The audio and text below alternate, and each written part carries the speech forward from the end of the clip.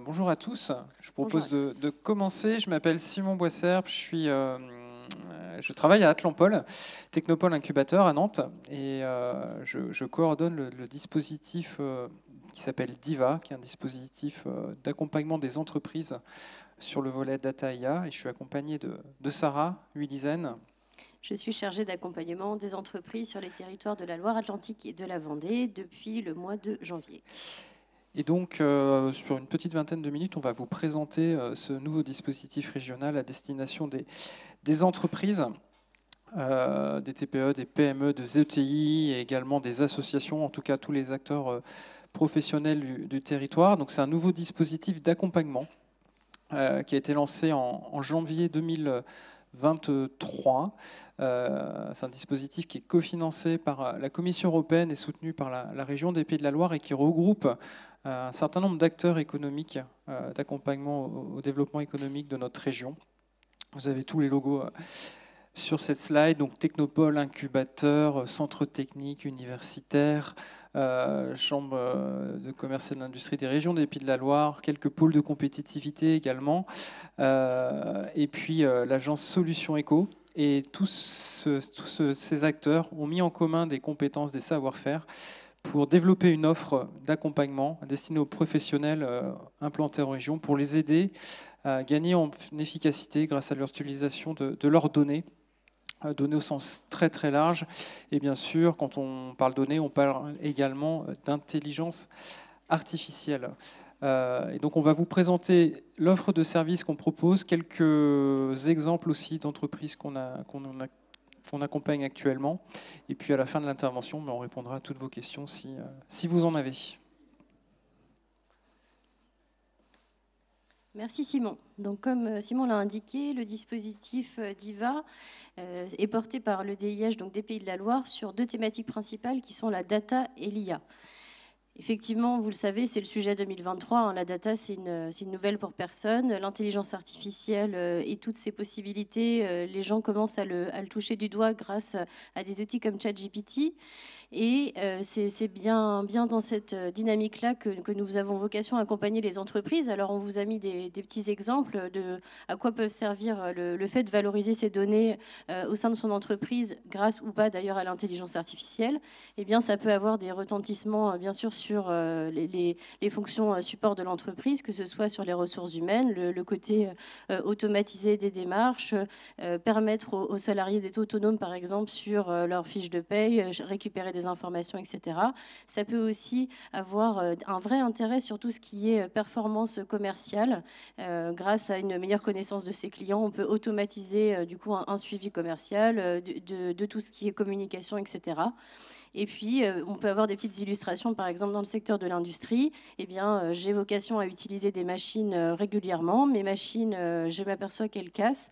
Comment est-ce que je peux, grâce à la connaissance du fonctionnement justement de ma machine, optimiser la maintenance et anticiper évidemment les casses de mes machines. Donc ça, ce sont des petites illustrations.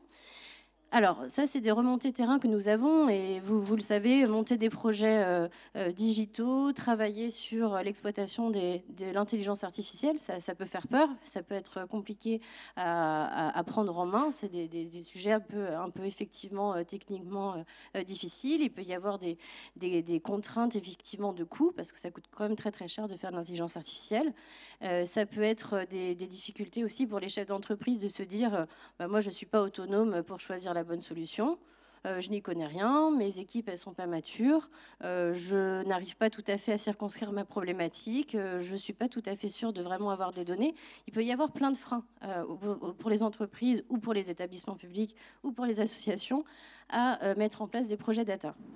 Et donc c'est bien pour ça qu'effectivement le dispositif a été créé et c'est porté par l'Europe pour ça, hein, justement vraiment faire débloquer des entreprises, des associations sur du coup le volet transition numérique sur le sujet data. Donc là, je vous ai mis les secteurs que nous portons dans le cadre de DIVA. Donc on a identifié une dizaine de secteurs stratégiques qui correspondent ni plus ni moins qu'à l'activité économique de la région. Hein. Donc vous voyez la santé, tout ce qui est nautisme, tout ce qui est mobilité, agroalimentaire, énergie. C'est assez classique, mais globalement, on s'adresse à tous les secteurs d'activité. On travaille beaucoup dans l'immobilier. On travaille aussi avec les experts comptables, donc des professions libérales. On travaille effectivement dans le tourisme. On peut travailler avec des vétérinaires. Donc vraiment, il y a beaucoup de secteurs qui sont concernés par le dispositif. Alors, comment le dispositif s'actionne? Eh bien, vous l'avez vu, donc c'est sur la région.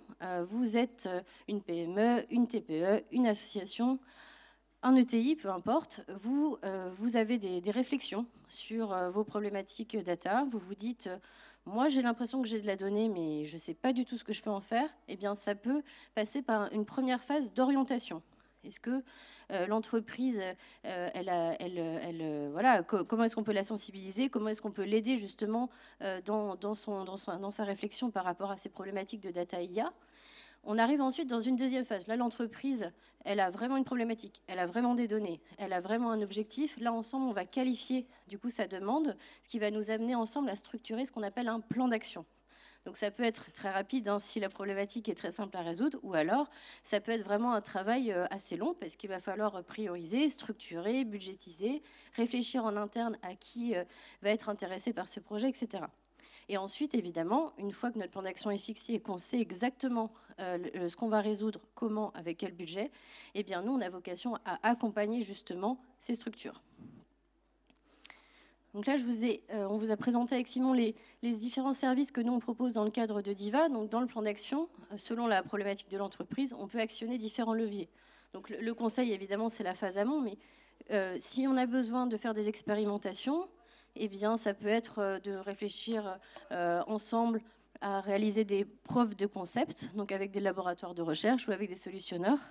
Ça peut être aussi d'être accompagné sur la partie financement, c'est un peu le nerf de la guerre, hein. C'est sûr que ce sont des projets qui coûtent cher, donc le dispositif peut aider, mais il y a plein d'autres choses qui existent autour, que ce soit de la BPI, des financements privés, ce genre de choses.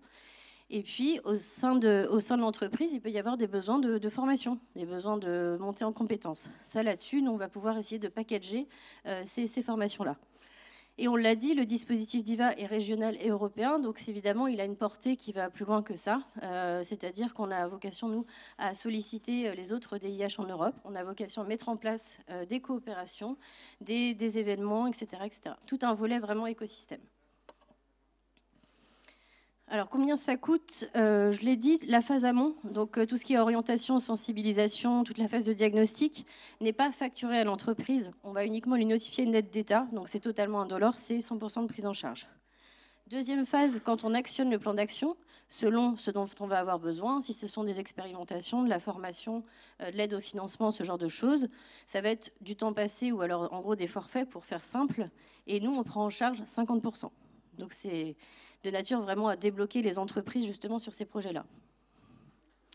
Je vous ai mis quelques exemples de structures qu'on accompagne et j'en suis pas peu fière parce que je les adore. Je serais contente de les accompagner. Alors, on accompagne par exemple Saint-Nazaire-en-Versante. Donc, c'est Saint-Nazaire Agglomération Tourisme qui, elle, travaille que sur son tourisme, qu'on aide à construire un observatoire des indicateurs touristiques. On a des belles entreprises de la région aussi, enfin, du département comme Nateo Santé, qui travaillent avec nous sur la qualité de l'air intérieur et la qualité de l'air extérieur. On a eu une illustration tout à l'heure par Clément de Capacité. On fait une expérimentation avec la société Store et Ferme, qui est basée du coup en Mayenne, qui construit donc des pergolas, des stores, et avec laquelle on a mis en place un chatbot intelligent pour permettre aux clients de Store et Ferme de récupérer des informations de manière autonome via un chat GPT qui a été remasterisé avec les données effectivement de l'entreprise.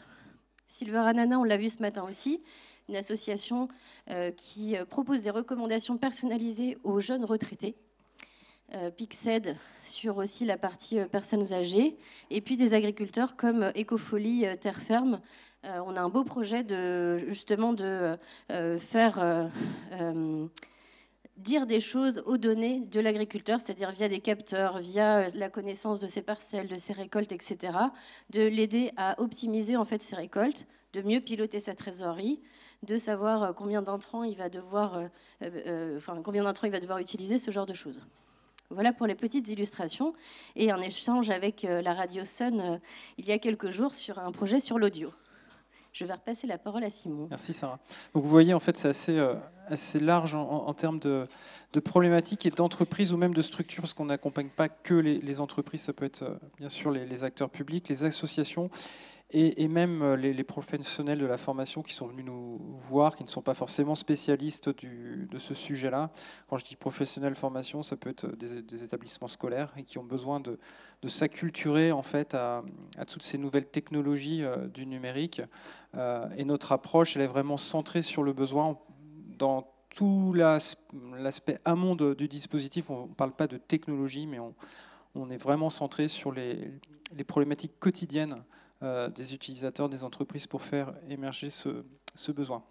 Alors, on est dans un réseau en fait de structures comme DIVA au niveau européen, puisqu'on est cofinancé par la Commission. Donc, on a construit un réseau et on est en capacité, en fait, pour les entreprises qui souhaitent aller un peu plus loin que la France en termes de périmètre commercial ou de partenariat technologique, on est aussi en capacité de pouvoir ouvrir en fait des portes sur d'autres territoires. On a aussi, et on le développe actuellement, on en est au tout début, une réflexion importante sur l'éthique et sur l'impact surtout de la data et de l'IA. Et donc on a engagé notamment avec ADN Ouest qui est dans le dispositif et la communauté data d'ADN Ouest un travail assez conséquent sur la transcription et la vulgarisation d'un outil qui a été proposé par la Commission européenne qui s'appelle Altai, où c'est un référentiel de bonnes pratiques quand on développe ou quand on utilise des technologies, des solutions à base d'IA. Et on en a fait un petit quiz sur Kahoot. Si vous scannez le QR code, ou vous pourrez venir me voir tout à l'heure, je pourrais vous donner un petit flyer. Voilà, ça ne dure pas très longtemps, ça se fait en 5-10 minutes et l'objectif c'est d'interpeller sur les usages, en fait, les bonnes pratiques de développeurs ou d'utilisateurs de l'IA.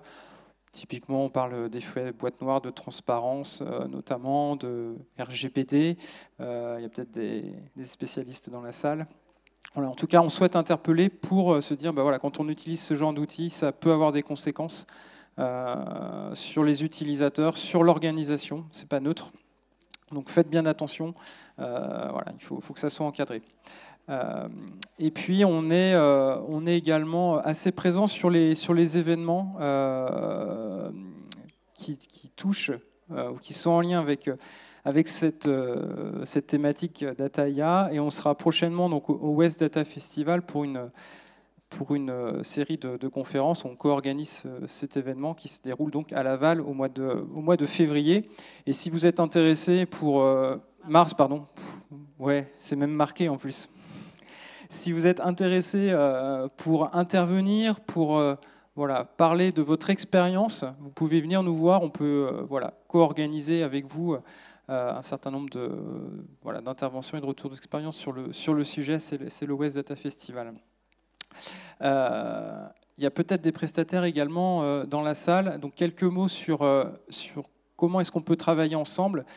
DIVA, comme vous l'avez vu, c'est 13 acteurs. On ne peut pas accompagner, en tout cas dans nos moyens, avec nos moyens propres, toutes les entreprises qui vont venir nous voir. Donc on est aussi à la recherche de partenaires pour co-accompagner les entreprises. Et donc on a mis en place sur notre site internet un formulaire pour que les prestataires de services, alors plutôt orientés data IA, spécialistes de ces thématiques-là, puissent se référencer. Et nous, ensuite, c'est une base de données que l'on pourra utiliser pour faire appel aux prestataires si on a des besoins d'accompagnement dans le domaine des prestataires qui sont référencés. Donc, tout ça est sur notre site internet. Et puis, vous aurez également le détail de notre offre de service. Ah, là, je ne maîtrise pas tout. Là. Voilà. Et donc, si vous voulez en savoir plus ou bien parler de DIVA autour de vous, eh bien, sur le site internet, vous aurez nos coordonnées. On a un référent sur chacun des territoires de la région, par département. Et donc, tout est bien expliqué sur notre site web. Et puis, on se tient à votre disposition à l'issue de la présentation. Et si vous avez des questions, eh ben, n'hésitez pas. On a encore quelques minutes pour y répondre. Merci à tous pour votre écoute. Jean-Marie, tu peux applaudir.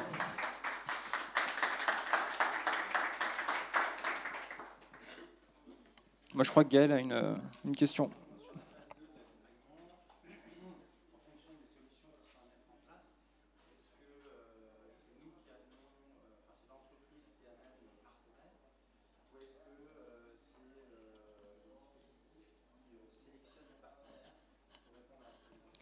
Très bonne question, Gaëlle. Alors, comment ça se passe? L'entreprise ou l'association va avoir des échanges réguliers avec le conseiller d'IVA, par exemple moi en 44-85, et on va essayer de effectivement bien comprendre la problématique, essayer de tout déconstruire, comment est structurée la société, qui peut s'en occuper en interne, est-ce qu'il y a déjà des choses qui ont été mises en place au sein de la société, comment la société est équipée pour recevoir un projet d'IA techniquement, ce genre de choses. Et nous, grâce à tous ces échanges-là, on va construire, nous les conseillers d'IVA, un plan d'action. Et donc nous, d'abord, on va faire appel à ce que nous, on a en fait dans notre petite besace en matière d'offres services. Tu vois, des expérimentations, par exemple, avec Capacité ou avec l'IMT Atlantique, ce genre de choses. Et si ça sort effectivement du champ de ce qui est couvert par Capacité ou les laboratoires de recherche avec lesquels on travaille, nous, on va essayer de chercher le bon prestataire pour travailler du coup avec l'entreprise sur justement sa problématique identifiée. Donc après, si l'entreprise a déjà eu des échanges avec un partenaire et qu'il correspond à sa problématique, il n'y a pas de problème, on pourra effectivement l'indiquer dans le plan d'action. En l'état actuel de DIVA, nous, on ne prend pas en charge pour le moment la prestation, enfin la facture en fait du prestataire qui sort de DIVA, mais on est en train justement de compléter un peu notre enveloppe budgétaire grâce à la région pour pouvoir prendre en charge directement des prestations hors de ce que nous on propose dans le cadre de DIVA. Après, dans un cas aussi, ça c'est le cas, je dirais, assez courant. Si une entreprise vient nous voir avec un prestataire avec lequel elle a l'habitude de travailler, on est hyper ouvert et en général ça se passe bien. On a déjà eu des échanges avec ce type de situation et on est aussi bien informé des différentes aides qui sont disponibles s'il y a une problématique liée au financement de cette prestation. Et donc on peut travailler avec la région. On travaille aussi avec BPI qui a pas mal de dispositifs en fait sur la data IA pour financer soit des études, soit même des passages en prototype. Donc ça, c'est aussi une possibilité qui est ouverte en fait aux prestataires ou aux entreprises, parce qu'on ne veut pas casser ce lien de confiance entre le prestataire et son entreprise s'il existe déjà en fait. Il peut y avoir des situations un peu tripartites entre effectivement nous, le prestataire et un laboratoire de recherche. Ça va vraiment dépendre de la problématique. Est-ce qu'il y a d'autres questions? Jean-Marie, une petite question, non? Ah oui, ouais. T'as loupé le début. Non, parce qu'en fait, c'est un petit jeu qu'on a avec Jean-Marie, ce qu'il connaît par cœur. Et, le dispositif, tout le monde on a toujours un petit joker dans la salle pour poser une question, quoi. Deuxième question de Gaël. Merci pour le micro. Sophia, on n'a pas parlé de montant. Est-ce qu'il y a des enveloppes basses, hautes par rapport au projet? Quelle typologie de projet vous adressez en termes de taille et volumétrie? Est-ce qu'il y a des contraintes par rapport à ça? En fait, je vais parler d'expérimentation. C'est quelque chose qui est assez clair en fait. On parle de POC et c'est assez, je pense, facile à comprendre. Donc là, on est sur un service où l'entreprise, on a identifié avec elle en amont sa problématique et on souhaite tester en fait en conditions expérimentales et pas industrielles une solution. Donc le paramétrage d'un algorithme, en passant en amont par le nettoyage de données, regarder si l'algo en fait il atteint bien l'objectif et la réponse à la problématique qu'on avait identifiée, et la question surtout qu'on s'était posée. Et cet objectif atteint tant au niveau technique mais aussi financier sur le ROI. On a vraiment les deux dimensions en vue de passer ensuite dans une phase d'industrialisation. Et ce type de proof of concept, donc depuis le nettoyage des data jusqu'au test de l'algorithme et la validation technique, on a deux services. Un service qui est très, on va dire, expérimental, donc qui s'adresse plutôt aux PME, aux TPE qui ne sont pas du tout spécialistes en fait de la data IA, mais qui ont bien identifier leurs problématiques métiers et donc qui souhaitent tester très rapidement. Là, on est sur des durées de 2-3 mois d'accompagnement. Et les montants sur ce type de POC, c'est à peu près 20-25 000 euros que l'on prend en charge à 50%. Et puis, pour des entreprises qui sont plus, je dirais, expertes du digital, alors ça peut être des sociétés de services, ça peut être des éditeurs, donc qui ont cette connaissance technique, qui ont des équipes, mais qui sont face à une problématique technique, technologique qu'ils n'arrivent pas à résoudre, parce que l'état de l'art peut être un petit peu, je dirais pas assez mature par rapport à leurs problématiques. Là, on a la possibilité de travailler avec des ingénieurs de recherche ou des chercheurs, donc là sur des durées de 12 mois, et sur des POC qui vont à peu près être de l'ordre de 90 000 euros. 90-100 000 euros, pris en charge aussi à 50% par le dispositif DIVA. Et donc là, voilà, 2 niveaux de maturité différents. Donc ça, c'était pour l'époque. Et puis après, les programmes de formation, ça va de formation d'une journée à 3 jours pour 1 ou 2 personnes dans l'entreprise, à une dizaine de personnes. Donc ça peut osciller entre 2 000 et 8 000 euros le cycle de formation. Voilà, c'est des ordres de grandeur à peu près, quoi.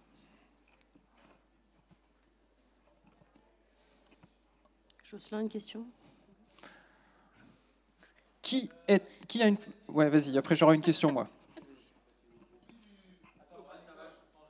Oui, mais c'est pour l'enregistrement. Au vu du public, j'ai compris qu'il y avait aussi une histoire de cartographie des formations certifiantes. Ouais, sympa, Jocelyn.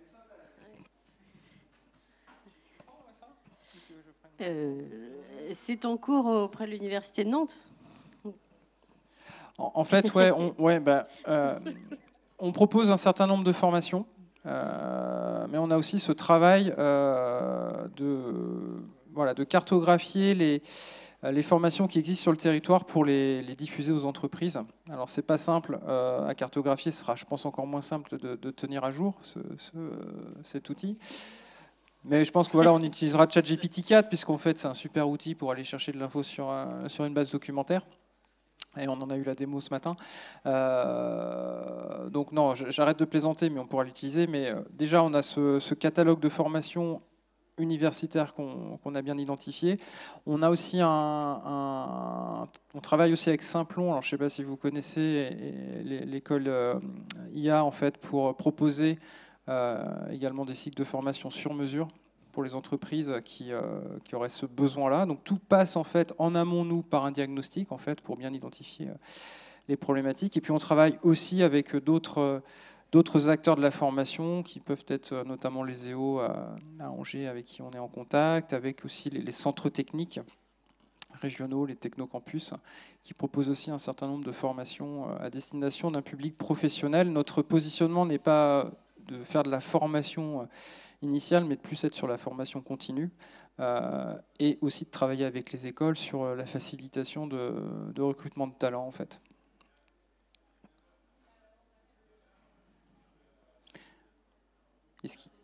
C'était très clair, merci Jocelyn. Est-ce qu'il y a une autre question? Bien, écoutez, merci beaucoup pour votre écoute et puis on se tient à votre disposition à la sortie de la salle si vous avez besoin d'échanger avec nous sur vos projets et vos problématiques métiers. Merci à tous, à très bientôt.